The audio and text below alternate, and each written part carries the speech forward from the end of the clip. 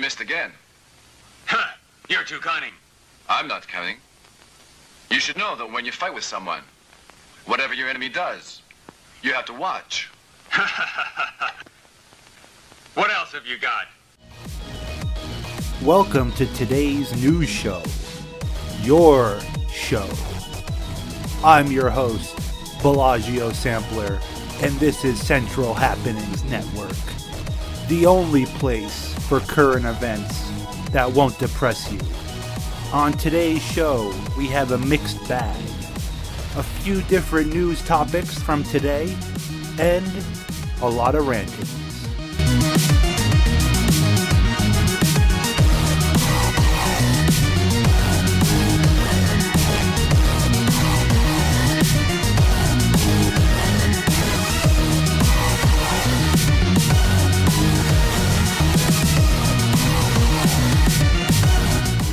My first topic is a scary one, and it comes from a copy pasta that has been around, I'd say, for 4 to 5 months.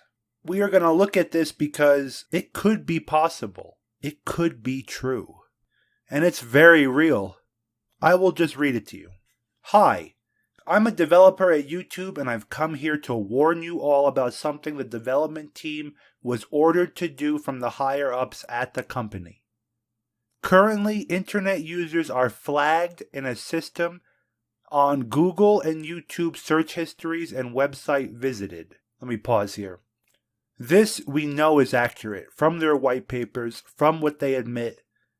There is a hidden social media credit score that you have. In China, it is being used on the people, and good people that promote the government get rewarded, bad people get flagged, and possibly worse offenses happen to them. Let's continue.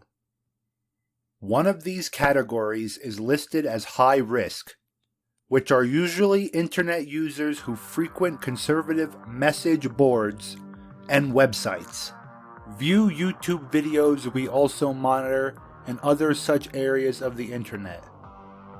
Now, I don't know who wrote this. The flag says Canadian. But again, this is a copy pasta. This isn't the original author of this. So anyway, it's saying they view your YouTube videos and compile the data also into this algorithm.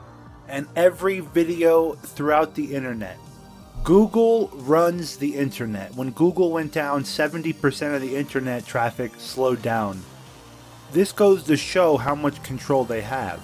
If you use ad blockers, especially good ones like uBlock, you could see that Google trackers are everywhere. Now let me continue. Right now, 4chan users are heavily monitored, particularly those of you who frequent Poll. We collect a lot of data about you, including where you live, where you work, and many other things you'd be pretty shocked to know about. We compile this data and share it with certain government groups and independent think tanks, such as the Southern Poverty Law Center, the CIA, glowers, the NSA, incels, and the crooked FBI, collect vast amounts of this data as well. While this shouldn't really come to a surprise to you, I think what you may want to take heed of is that Google is sharing some of this information with leftist groups and organizations whose goals are to destroy the lives of these people who fall under these conservative groups. These groups are unseen for the most part and go under pseudonyms to conceal their identity. The meme behind this idea and copy pasta is Google is monitoring everything you do across the internet, especially if you visit conservative websites. You are then labeled on a category and put under a grouping of high risk or conservative or whatever, and they are giving this information to left-wing groups. These left-wing groups could be Antifa, could be other communist groups, anti-American groups. There's a second part to this pasta. Prior to giving that information to these groups though, there is an effort we make in which we try to re-educate the candidate by showing certain news articles, videos, etc. which we would try and change your worldview. Maybe they do this by mailing you stuff. Maybe they send you videos on your algorithm of other things. Or maybe they visit you if you're high profile. After a certain time period, the individual's information is given to one of these covert groups for things to be taken to the next level. Watch yourselves. You are being monitored carefully. Many of you think you're safe. But this is also being done in other countries such as Canada and the UK, Germany, and a host of others. Watch for changes in behavior of your bosses, friends, co-workers, family, teachers, etc. Watch your bank accounts, phone bills, loans. Keep an eye on your belongings and be careful while driving. I'm currently posting this from a public terminal so as not to be traced back to me. Please stay safe and watch your backs. So whether this is real or not, the idea behind it is very plausible, very possible, and in my opinion is happening. Just something to think about. Next bit of news for today. On July 7th, God came down and posted a message on 4chan, the popular subreddit, on poll, and the number that was assigned to the post was 1 and 8 sevens, the number of God, 7. And first, before I read the post, why is that number significant? Because that number will never happen again on this type of website. You see, it's sequential. So the very first post years ago was post 1, and today it's up to 177,777,000 yada yada. So, on 7/7, the post was all 7s. It read, John 14:6, Jesus saith unto him, I am the way, the truth, and the life. No man cometh unto the Father but by me. Repent, for the end is nigh. And then a picture of a cross. The thread, after 777 replies, was pruned or deleted by the moderators. It wasn't archived for history purposes, like random other threads. It was deleted, adding to the conspiracy. I'm going to show you some of the responses. Someone replied, it means God is about to wrap up this little shit show we call human history, and this is the last call to get right or get smote. And then he adds it up. 77 is the number of generations from Adam to Jesus in the Gospel of Luke. This get, on the 7th day of the 7th month, in certain numerological systems based on the English alphabet, the number 77 is associated with Jesus Christ. Christ equals C equals 3, H equals 8. They're adding up the numbers to each letter, which added together equals 77. Someone put, I was going to type something edgy in response to this post, but the truth is I am too scared now. Here is a giant compiled list of everyone's responses. Most of the good responses. I'll show you the bad responses next.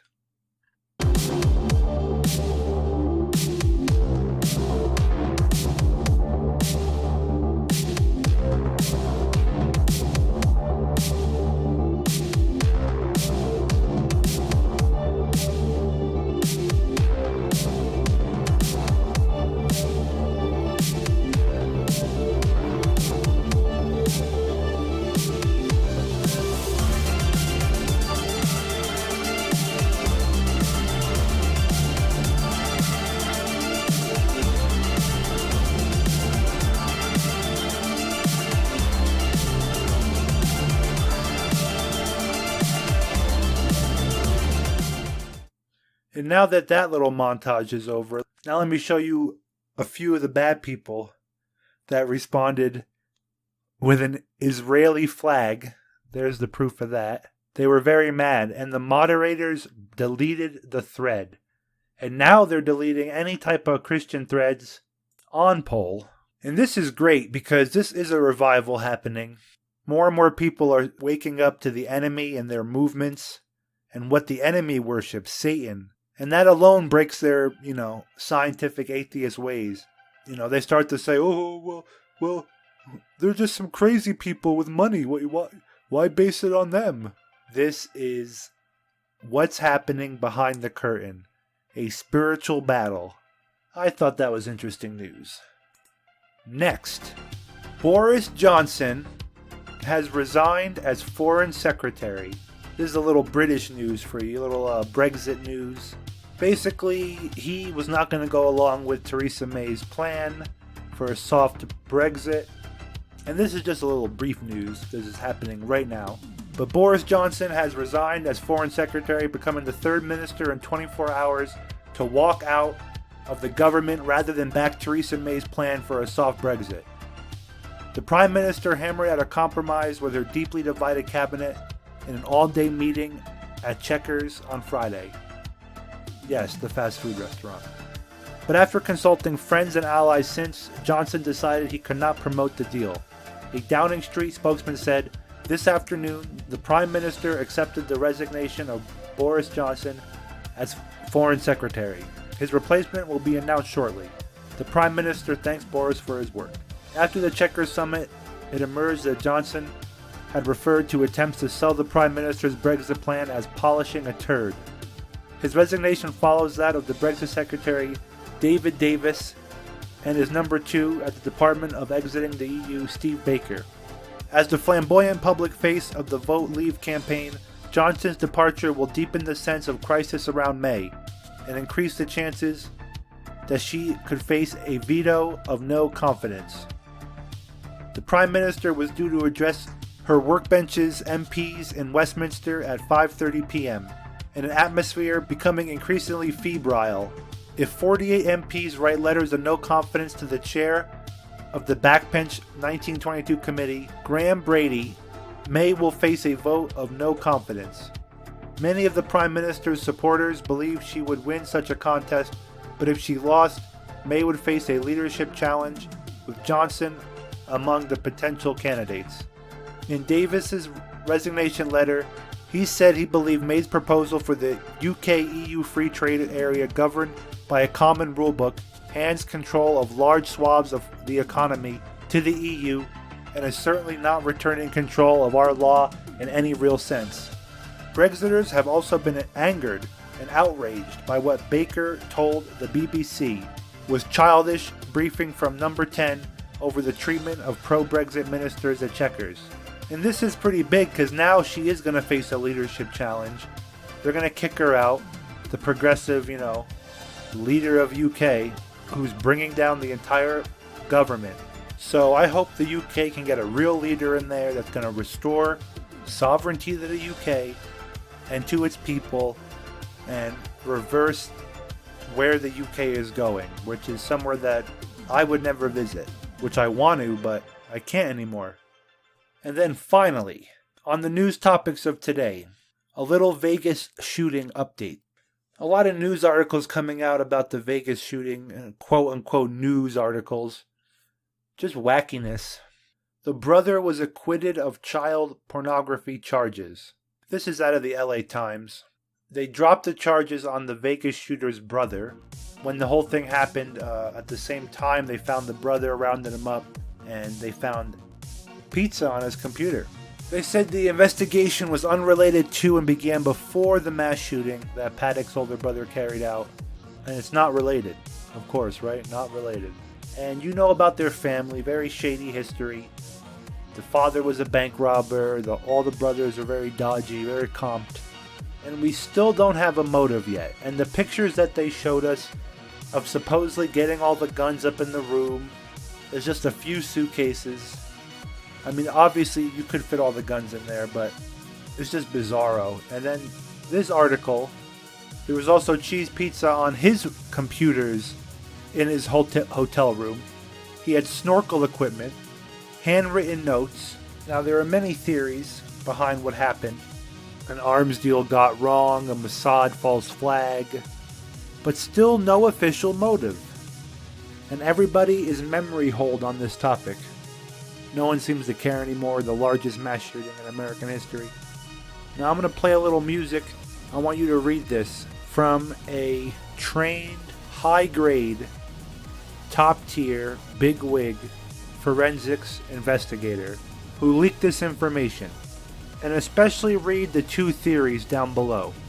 This is a rundown of the leaked photo of the gunman Stephen Paddock's head after he's killed. This is a graphic photo. Viewer discretion is advised.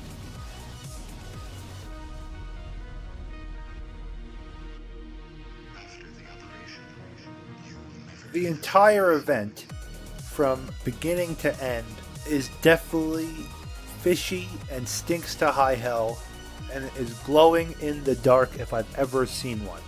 Especially because we are still without an official story. And when the official story comes out, I cannot wait to hear what you guys think and what the American people thinks, because this is incredible.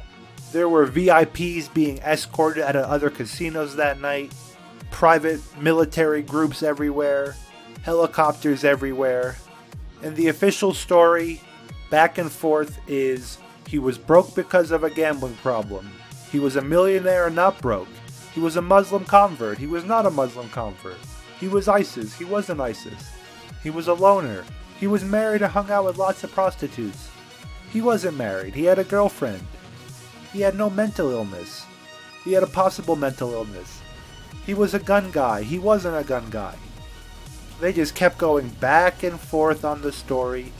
And then we have the security guard guy, Compost, who went missing for weeks, no one could find him, and then appears on the Ellen DeGeneres show, looks like a whole different person. And again, we're supposed to believe this.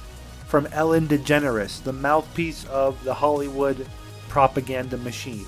Again, it is ridiculous on the official story, and I want you guys to comment below on what you think happened, and I'd be very interested.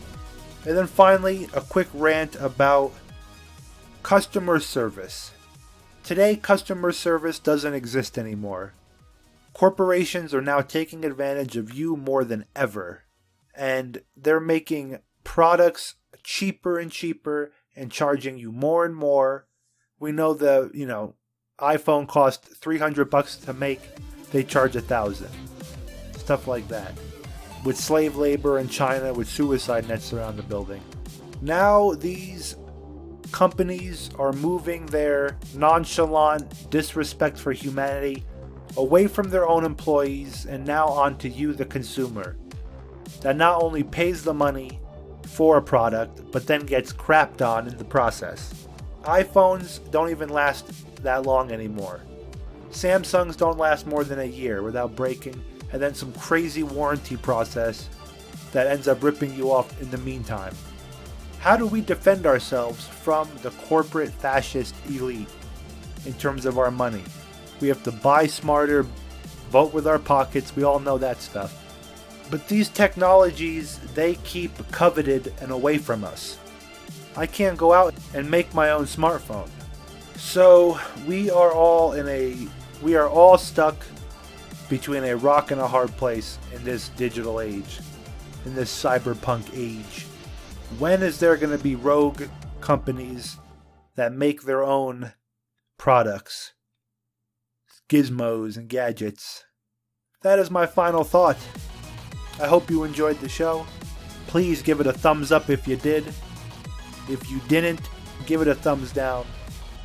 Please comment below on topics you'd like me to discuss in future shows, ideas that you have. I love the comments that I've been getting, and I love the discussions that are being had in the comments. So keep it up. You guys rock. And I'm also thinking about doing some video game streams talking about topics and ranting, because the video game footage is shuffled right through the algorithms and not copyrighted as much. So I've been thinking about that avenue also, because YouTube is tightening down, not only selling our information to Antifa. So let me know what you think. Thank you again.